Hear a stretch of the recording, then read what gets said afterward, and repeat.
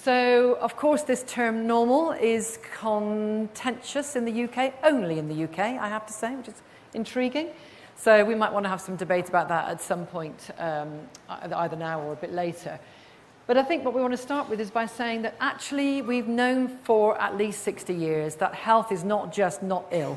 You know, at the moment we seem to be either sick or not yet sick in society. But actually that's not the definition of health that the World Health Organization has come up with. And some of you will know these data here. If I can do it with this pointy thing, yes I can. So this is Peristat data, which is from the whole of Europe, published in 2018, but data from 2015. And the light blue is cesareans and the dark blue is instrumental birth. And you can see that the range is from about, if I look at this one here, about 16% cesarean in Iceland to 56.9% in Cyprus. Now, there is absolutely no justification on earth for such a wide variation. So we're obviously doing something wrong here. The other component of this is that obviously the reason we do these interventions, allegedly, is to improve safety. Well, this is data from the USA. They spend the most money in the world, probably in the world actually, on healthcare, maternity care, and the maternal mortality rate is going up. Actually, it's going up here as well, but you know, particularly that may just be a blip. But in the USA, it's definitely on an upward trend. Whereas in the rest of the world, the rest of Europe, it's going down, although again, a slight upward kink also in other countries. So spending more doesn't necessarily, and doing more, doesn't necessarily guarantee, in this case, maternal safety. And I want to also point out this is not just high-income countries. So these are data from India. So the red is where the cesarean section rate is too low, some places under 2%. The green is where it's too high, Telenga particularly here. And this graph here, I know you can't probably see it at the back, but it's basically showing you the rate of cesarean against the rate of maternal mortality. And you can see Telenga state here with the highest rate of cesarean does not have the lowest rate of maternal mortality. So even in low-income countries, and actually in many low-income countries, there is this kind of phenomena that's at play. Too much, too soon, too little, too late. Too few cesareans for some, too many for others. And of course, a lot of that is about inequalities, as it is here in the UK. I like this cover. Some of you will have seen this before if you've seen me speak. It came from the BMJ a few years ago. It's not about maternity. And again, you might not be able to see, but it starts off by saying arming the health, so doing good stuff. Then it's talking about a kind of slide towards alarming the healthy. So if you do too much screening or too much intervention, you start making people scared, and then harming the healthy. So if you continue that and you intervene on the basis of what you're finding, where it's not required, you end up harming people. And basically what this piece says, which is to say is not written by midwives, it's not to do with maternity, it's a general statement. Overdiagnosis is one of the most harmful and costly problems in modern healthcare. And I think we really have to pay attention to that in terms of maternity care. You know, it's something not specific to us, but it's important to us because most of the women that we look after should be healthy. And the other thing I want to kind of put in the mix here is the whole business of induction at 39 weeks gestation. I'm guessing that's hitting many of you, is that right? Is it just nullips or multips as well? Mix, maybe? Everybody? Okay, well this is based on the AFFIRM study, as you all know. The ARRIVE study. And basically, it's a very interesting study. It's a well-designed study. It was, however, done in the US. And the main critique of it is, sorry, I'll come back to that one again. The main critique of it is that only 25% or around 25% of the women asked to take part agreed to take part. And the women who did take part were more likely to be African American, more likely to be obese, and more likely to be younger than the general population in America. So one of the issues that needs to be paid attention to is the kind of women that were involved in this study, but also other studies. So it was a large study, there were lots of sites, it wasn't just one site. They did reduce the cesarean rate, actually, although given that these are healthy, low-risk women, still quite high rate of cesarean, but anyway, they did reduce it, and it was significant. What we don't know is the effect on instrumental birth. Actually, we do know the effect on women's views. Women were quite happy being induced. And we do know that there was no difference in pain relief, although almost all of them had epidurals. So kind of, go figure really. And we don't actually know the long-term effects. It did have other effects. It reduced hypertension, it reduced preeclampsia. There were some positive things in that study. But you have to remember that population group and also compare it with companionship in labour. So if you look at the companionship in labour studies, which is 22 trials, 15,000 women, so double the number of women, and the relative risk, this number here, 0.78, is lower than this relative risk. That means it did better at reducing caesarean than did the ARRIVE trial. And the confidence interval is narrower, which is also a positive thing in terms of data. So the question becomes, are we asking the right question? Because actually, shouldn't we have been doing something with labour? If we want to reduce caesarean, if the point is to reduce caesarean, why don't we do what we already know works, which is this? Why do something for which we do not know the long-term consequences? And we are currently looking at a big data set of 500,000 Australian women and babies, following them up, healthy women and babies, following them up to 15, age 15, the babies up to age 15, looking at the impact of induction on these babies in the longer term. Because we are imposing interventions on top of interventions to reduce interventions, which isn't actually very logical when we have another solution, which is about what we know works. The other issue that I think just to put in the mix is this idea that labour is not necessarily good for us, that what we're interested in is not caesarean, rather than positive labouring. And this is the last slide really from a study undertaken around a number of studies looking at DNA methylation, so what happens to the epigenome, the system that turns genes on and off, depending on mode of birth. In this case, we are looking at caesarean because that's been the focus. And what they found is that babies born by elective caesarean had a very different DNA methylation to those who underwent labour, spontaneous labour with no interventions. But what was specifically, and many studies have found this, what's specifically interesting though, is that in this study, women that had very short labours, their babies looked like the caesarean babies. So the women who had the longer labours, I mean not dystocic labours, but the longer labours looked different, which suggests that labour is doing something. Now, we don't know what, and we don't know if it's good or bad. It's still early research. But it's interesting, isn't it? That actually, maybe it's not just not caesarean. Maybe it's actually labour is a good thing, perhaps.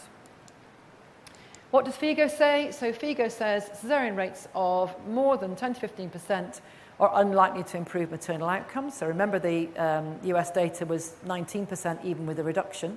And even Iceland, the lowest in Europe, was 16%. So these rates are supposed to be across all high and low income countries, and we should be doing better because we're a high income country. And they said this, and this has been picked up actually on social media as me saying this. No, it's actually FIGO that says this. The rise in CS has to be stopped. That's their words. I've emphasised it. And the interesting thing is in the Lancet series that came alongside this, Reducing Caesarean Lancet series that came out at the end of last year, the solutions, and again you can't read them, but they are there, so I'll read them to you, are approaches such as labour companionship, midwife-led care, have been associated with higher proportions of physiological birth, safer outcomes, and lower healthcare costs. So again, they're not saying, let's do more induction, they're saying, let's do more physiology. Let's do more companionship. Let's do more midwifery. And you may know that midwifery is now beginning to expand around the world, which is an amazing development. In terms of women, we did some work for WHO looking at what matters to women during pregnancy and childbirth, and certainly in childbirth. They wanted both safety and well-being, not either or, not mother or baby, midwife or doctor, home birth or hospital. Both and was what mattered to women. A positive experience that exceeded their expectations, which included, of course, giving birth to a healthy baby, obviously, but also practical support, a physiological labour and birth. Most wanted that. Most talked about normal. Women talk about normal unproblematically, generally. Normal birth, that they acknowledged the need to go with the flow if that was necessary. And if they had to have intervention, they wanted a sense of control. Well, that's great. And there's been a couple of guidelines that have come out along those lines. So this is a global phenomena that everywhere in the world acknowledges, it seems to be, and maybe we should be thinking about ourselves, this both and idea, safety and personalisation. So I want to also show you some data from this amazing group in India. In India, they have very few midwives, but they're now beginning to expand the cadre of midwives. And this particular place, the Fernandez Hospital, has been working very hard under the facilitation of Evita Fernandez, who is an obstetrician, who's been working very hard to actually introduce proper midwifery into India. So these are slides that she has given me from the normal birth conference that we were at. These are the midwives that they've trained, and she goes to the local villages. She finds women in the local villages who might be good to train. She persuades the village elders to release them. They come to the hospital, they get trained as midwives, they improve what goes on in the local community as well as in the hospital. So she's working across the piece. And this is the slide, one of the most dramatic slides. So when they introduced midwifery into this particular place, Scaramanga, I mean, look at the cesarean section rate before, 77%, really high section rates in India. But introducing midwifery dropped that down by 10% to 67, still very high. But spontaneous birth went up by 10%. So introducing midwives into this particular setting, where there's a huge, I mean, India has the highest rates of maternal deaths in the world. But introducing midwifery into this setting made a huge difference to their cesarean rate.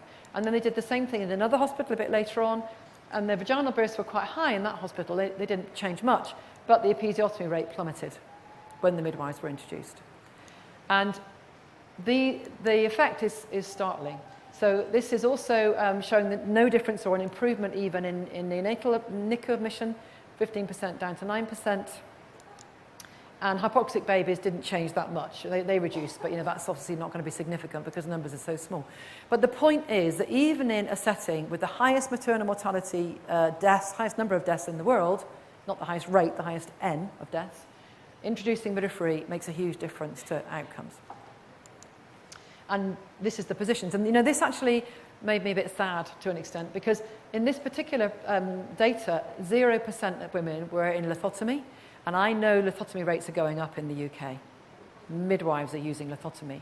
And I think that's very sad that in India, they are managing to do births 0% lithotomy, and we, midwives, are putting women in lithotomy in the UK. I think we need to be thinking about what we're doing here. So the kind of final chunk of my bit really is around this work that was done recently, where women around the world were asked for the one thing they wanted from their healthcare. And they got response from 1.2 million women around the world. And basically what women said is, we want more respectful care. They wanted other things, but primarily more respectful care. And these are some of the pictures of some of the women. And what I want to kind of put to you is that, we're constantly, there's this kind of corruption in a way going on of what works. So I thought that the previous presentation was fantastic, because this notion of continuity has been corrupted, it seems to me, in many situations. That it becomes something that maybe you can just do for elective section women, or maybe the maternity care support worker does it and then somebody else does it and the midwife coordinates, or whatever. But I think your presentation was great, because it showed that continuity is something, it's a philosophy, and it's a working out of that philosophy. It's not a person, and I think that's really, really good. So I would say constantly be alert to and challenge the corruption of what actually works by the dominant dialogue of what is assumed to work. Because what actually works is not what we assume to work all the time. We need to be going back to the evidence and saying what is really working here. Like the induction of labour. Induction of labour probably does reduce caesarean, but is that the primary thing we should be trying to do, because we get all the other complications that come alongside that? So this is what happened at the end of that 1.4 million women's views. They said, listen and act. And this is a statement from Frank Accardi, who is the president of the ICM. She said, I urge midwives and others in the room, not just midwives, to stop being well behaved and take on their duty to advocate for women's rights to a good birth. Whatever that birth might be, it might be a good caesarean, it doesn't have to be a normal birth, but at least to get a birth as good as possible for that woman and that baby. That's courage, but not recklessness. We mustn't be reckless, we must be courageous. We must be a midwife and a doula and others that are contributing, and reclaim both normality and safety and personalisation, and so on and so on. So Sheena's going to tell you a bit about how this plays out in our book, and I just want to finish with this slide, which Caroline Homer lent me, because I think it's a really lovely slide that we should be basing what we do on. So over to Sheena.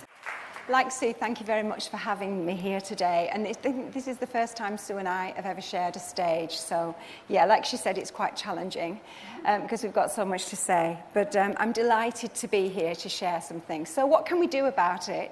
Many of you in the room will know exactly what I'm going to say, and you already have it in your mind. I'm sure most of you do. But this is just a reminder, really, because I think we've constantly to be going backwards and thinking about why we're doing what we're doing.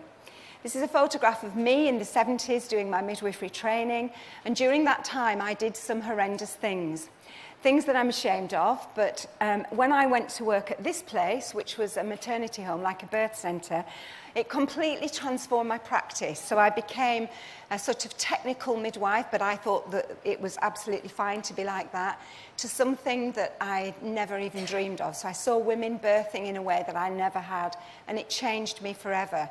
But since that time, I've felt constantly on a mission to try to enable other women to have what I saw, and also to help midwives and maternity workers, obstetricians, anyone really, to witness that and to be able to facilitate it, whether it's in a birth centre or a hospital.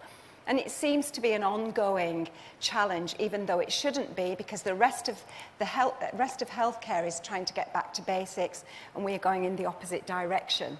So everything that I'm going to talk about is based on the humanization of birth, and this is for every single woman. And this is a slide that belongs to Leslie Page. I'm grateful for her to letting me use it, but it's about moving away from sort of a technocratic organizational model to a humanized model where the woman and baby is seen as one, and where we can nurture and support with trusting relationships. So with this book that Soo and I have edited, we wanted to enable the change in conversation and to build on the knowledge that's already out there, but also to bring in new conversations, new challenges, and really to give the reader some kind of insight into what's going on around the world. And I just wanted to remind you that most of what we do now in maternity care, and most of what women perceive as when having a baby, is based on fear. And we know that this has been a growing phenomena where women and midwives are feeling so afraid, and obstetricians, feeling afraid of getting into trouble or getting their names in a press, or something going wrong, or whatever is their fear. And we really need to think about how we can face that fear and change and move away, because unless we do that, unless we face it, that we're not going to make any sort of progress in maternity care at all. Because many times we're manufacturing the fear, we're framing things in a way that makes us scared, and actually it's not real. So that's a whole concept in itself. So Hannah Darlan and Darlan and Caplice did a fabulous paper they did some research looking at why midwives were afraid, and came up with these amazing tips that are actually in the book. And I haven't got time to go all through them, but just to pick on some of them, it's really saying that if you've got a fear, for example, if there's something that you're really worried about, it might be some kind of practice that you're having to do on a daily basis, then actually go and find out what it is. What is it that the knowledge that you're lacking? And in the book, we've kind of, brought that out. Go and find that information and make yourself an expert in that area. That will help. But other things which we'll come on to are things like trusting people, getting into relationships with each other and with the women we're caring for actually helps to reduce fear. And one of the big themes that's come out in all the work that's in our book is that actually trust is the perfect antidote to being afraid. So the more we can do that, the better. The other thing is getting really back to basics and getting back to thinking about what it is that matters when a woman's having a baby. And going back to physiology, and this car key is one that Soo very often uses, is sometimes if the key doesn't work, if the battery fails, we forget that we can actually put the key in the lock. So we're very often looking at technical solutions to safety or to better maternity care, and we see it every day, all the time, when we forget about what actually happens to a woman's body. So let's reconnect with that. And again, in our book, there's lots from the absolute experts on physiology, really kind of challenging us to go back to basics. And I would recommend that all of us in the room keep revisiting, what happens to a woman's body? This isn't not just about the mechanisms of labour, but about the cocktail of hormones. It's absolutely crucial if we want to be able to support a woman, whatever kind of birth she has. The environment is absolutely fundamental to that, and the book not just covers individual environments, but also looking at the development of buildings, and I've been involved in being part of a service development where actually a new building didn't consider physiology at all. So we have to really think about, you know, how buildings are designed. What about the information? We've got loads and loads of research evidence that actually it's around place of birth. So we've got the birthplace study, we've got NICE guidelines.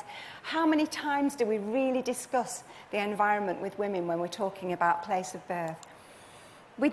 Most labour wards are like this, aren't they? Most delivery suites. Now, what's this all about? Why aren't we changing it? I know in Preston Hospital, which is one of my local hospitals, the midwives there are working really hard to use the evidence from birth centre environments and changing the labour ward. We need to move away from this kind of environment if we want to respect physiology. This again is another maternity service that really thought about what's happening to women's minds and their endorphins when they come into labour. What message does this give to women when they're walking along in labour? It gives the message that there may be something wrong with my baby, something might go wrong. Why can we not have corridors like this? Move the equipment out and change the way we do it. What about dimming lights? Very simple things. How many times do we remember the simplest of tasks is to just dim a light? And when we do that, we make a massive difference to the hormones.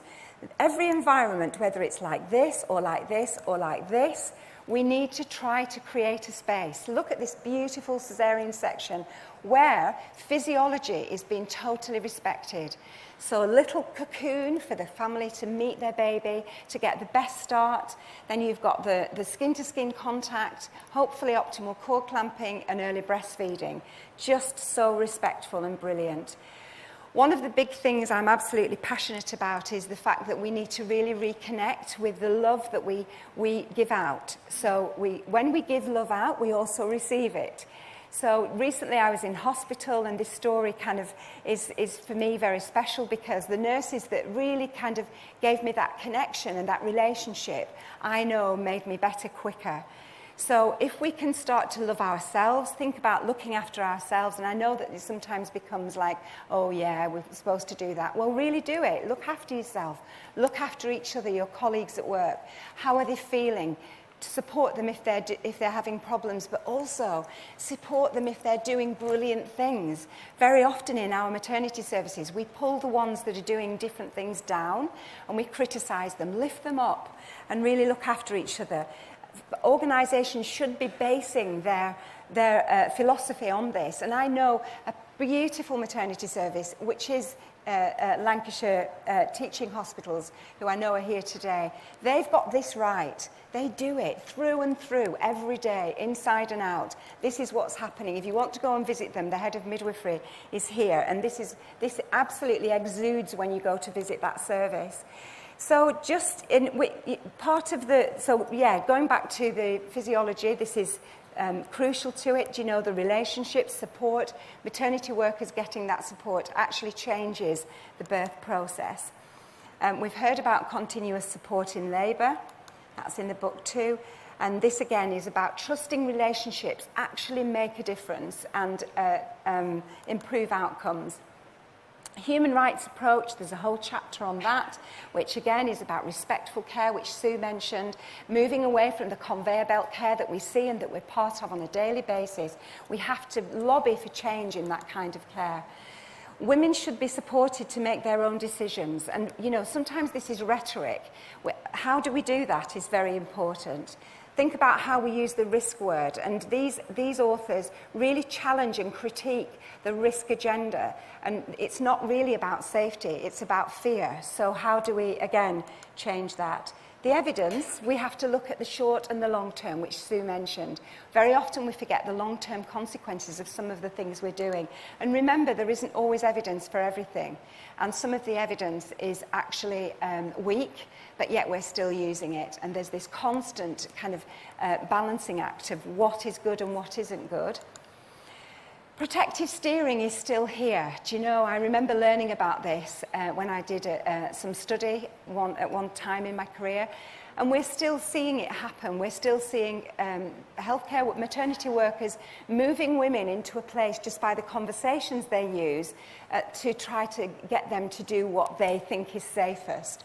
Well, actually, we've got some amazing resources, and this is a clip from a NICE guideline, actually, that was reproduced in an NCT journal that gives you really clear outline of how we should be framing evidence. So really thinking about the way that we give the information, because that actually makes a difference to the way women choose. And again, going back to the evidence, do you know we can have as many papers and as much research as we like, and it can be all there in the universities. Unless we read it, unless we critique it and analyse it and find easily accessible ways of getting it.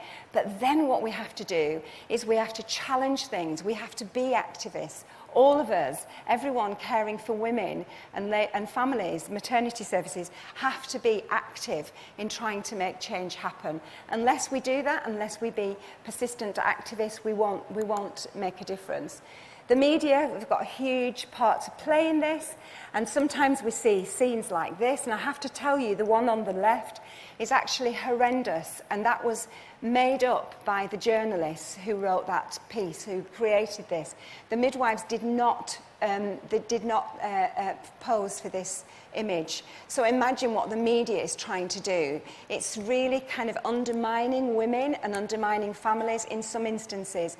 And I remember Sue and I 20 years ago talking about how can we change the media? How can we do it? Well, now we can, because we've got social media.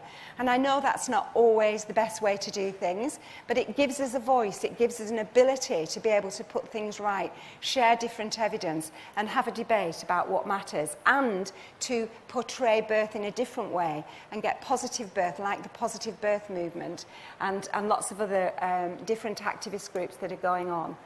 Sharing inspiration is very important. Sometimes we just kind of hear the bad news, don't we? We hear about the services that are struggling, and we hear midwives saying they can't go on, they're burnt out. And that's really important that we pay attention and we try to change things for those midwives and those services. But we also need to look at what's working really well. And just at the Normal Birth Conference last week, we heard from all around the world, and in the book we've shared lots of stories too, where individuals and organisations have shifted things and made things tons better for women and for their babies. Just to finish, I just want to reiterate this. This is Sue, what she just said already. Keep it in your mind, absolutely clear. This isn't about either or. When we talk about normal birth, it's not at the disadvantage of anyone else. It's about everyone. It's about being safe, and it's also about respecting physiology. It's about the mother and her baby. It's about thinking about now and thinking about the future. It's about honesty and the recognition of complexity. So all the things we want to encompass, it's not about segregation or polarisation. And the book that we've created, well, we haven't created it, we facilitated the creation of it, is from 66 different chapter authors. And it's taken us 2 years to do it, to be honest, because we've both been ill and various things have happened. But we were delighted to have a foreword from both Fran McConneville, who's the midwife at the World Health Organization, and also Neil Shah, who's an obstetrician from America, to give us this beautiful part of the foreword, which is saying that we are asking different questions. We're challenging some of the evidence that's already out there in this book, and we're bringing new knowledge, and that's what we want to constantly do forever. So thank you.